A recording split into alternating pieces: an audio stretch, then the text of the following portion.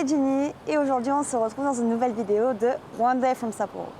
Aujourd'hui on se retrouve dans la station Maruyama Koen qui est donc la station pour aller au parc Maruyama.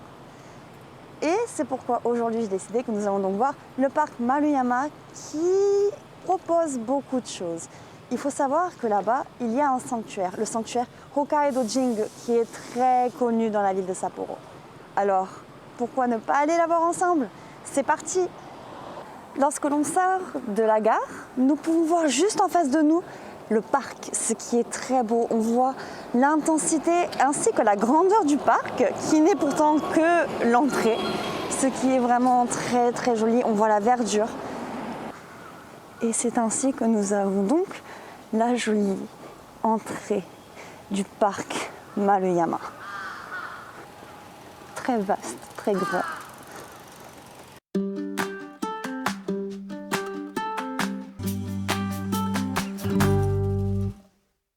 Je trouve que ce qui est fou à imaginer maintenant, c'est que juste derrière nous, nous avons la ville.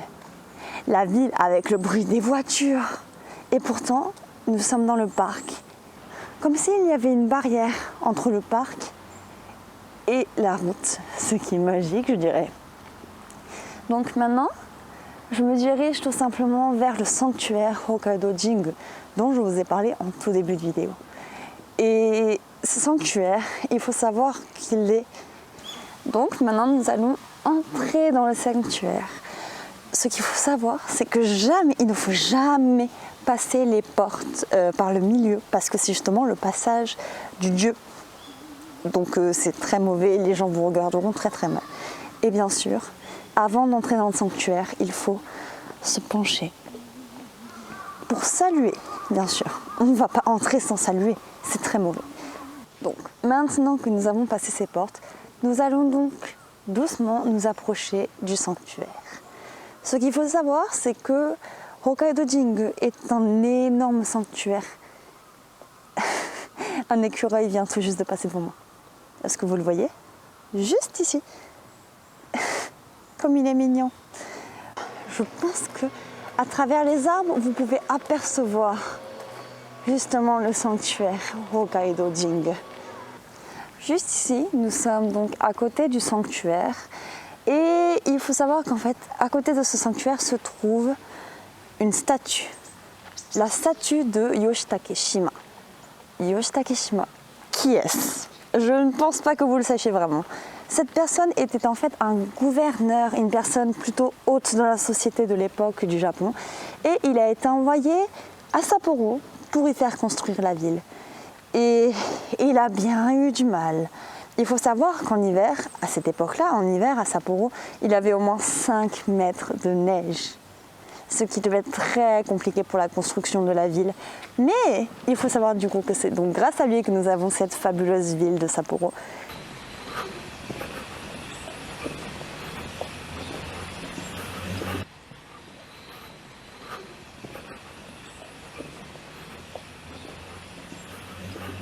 Et ici, juste à côté de l'entrée, nous avons donc l'endroit où il faut donc se laver les mains avec l'eau bénite. Et je ne rigole pas, c'est vraiment appelé de l'eau bénite, comme nous pouvons l'avoir bien sûr en église. Heureusement pour nous les étrangers, nous avons ce panneau qui nous explique comment bien nous laver les mains. On est vraiment chanceux parce que je ne sais pas vous, mais moi je ne savais pas du tout comment faire ça avant.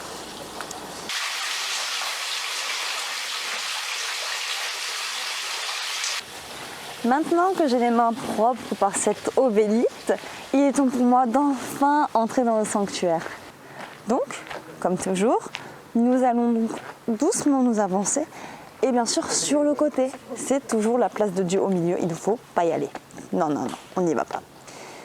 Nous avons entré juste ici et du coup, nous allons... je suis sur la gauche, donc nous allons rester sur la gauche. Nous allons nous avancer un peu. Et au milieu de la porte, nous nous penchons. Et c'est après cette penchée que vous pouvez donc rentrer dans le sanctuaire.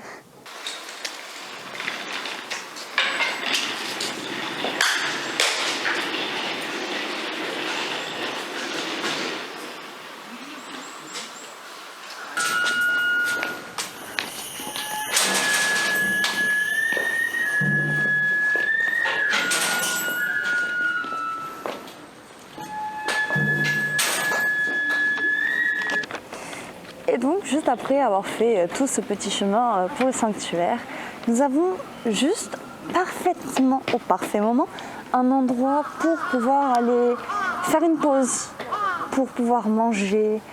Alors c'est parti, allons demander. Hangan sama kudasai. Hai, onegai shimasu.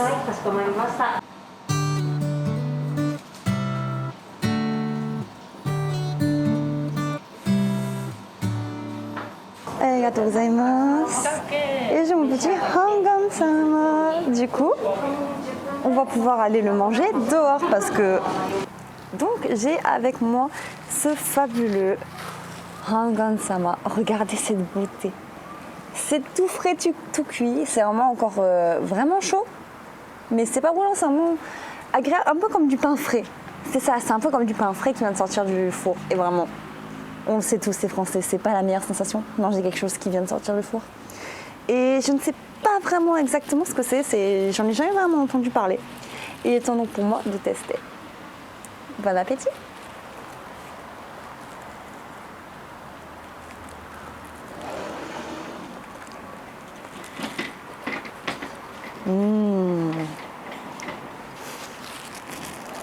Ah, d'accord.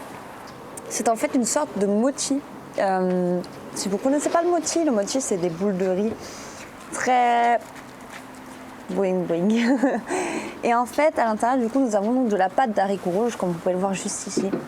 C'est de la pâte d'haricots rouges, mais du coup, le mochi, c'est un mochi cuit. On va dire qui a vraiment cuit un peu comme si c'était du pain, de la farine. Je pense qu'ils ont mis de la farine dessus qu'ils ont fait cuire. Et c'est super bon. Vraiment, c'est délicieux. Oh, je suis au paradis. Moi qui adore le mochi.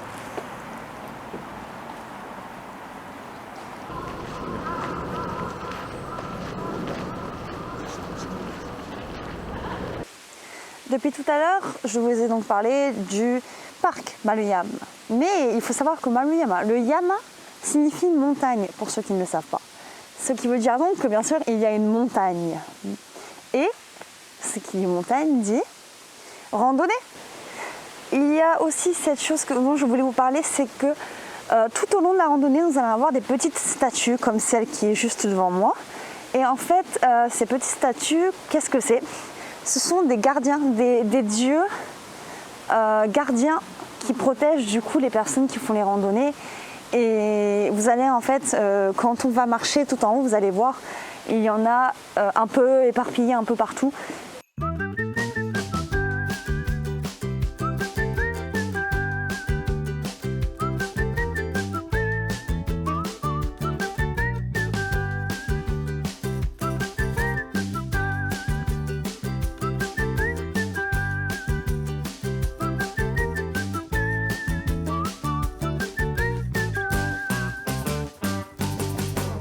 Fatiguée.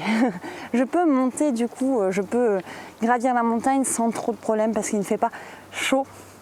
Avec du coup les arbres, il n'y a que de l'ombre, donc c'est très agréable.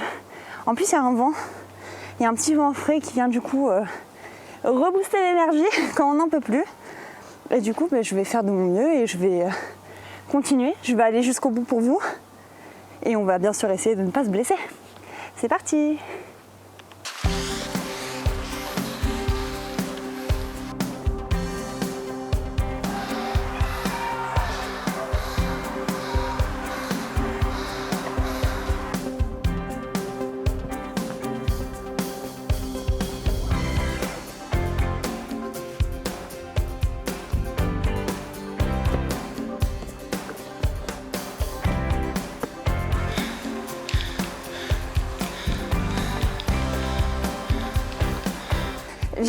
Je suis presque tout en haut.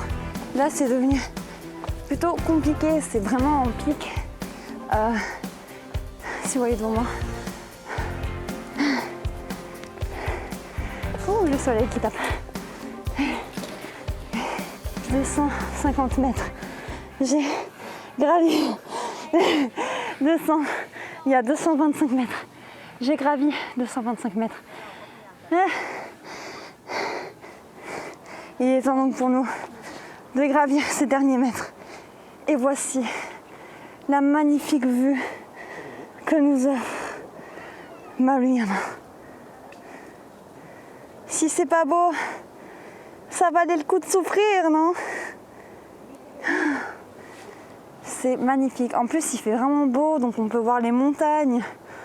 Et vraiment, c'est génial. Ça y est, du coup, j'ai enfin gravi Maruyama. Et avec cette journée. Donc, on va résumer cette journée quand même, ce serait pas mal. Tout a commencé du coup à Maruyama, et qui est donc la gare de Maruyama, la gare de métro de Maruyama. Du coup, on est arrivé là-bas. Ensuite, nous sommes allés du coup à pied 5 minutes environ dans le parc Maruyama. Nous sommes allés voir le sanctuaire. Et j'ai aussi vu du coup gravir la montagne. Ce qu'il faut du coup savoir, c'est que quand même j'ai réussi à faire tout ça en très peu de temps. Donc vraiment, ce qui est bien du coup, c'est qu'à Sapporo, même si on pense qu'il n'y a pas tant que ça à faire, j'ai pu faire énormément en une journée, même pas, une demi-journée je dirais. Du coup, vraiment, si vous avez l'opportunité de venir à Sapporo, mais faites ceci. Du coup, il est temps pour nous de se dire au revoir. Il y a d'autres vidéos en ligne et d'autres vidéos seront en ligne un peu plus tard. Si vous voulez les voir, n'hésitez pas. Du coup, à bientôt pour une prochaine vidéo. Au revoir!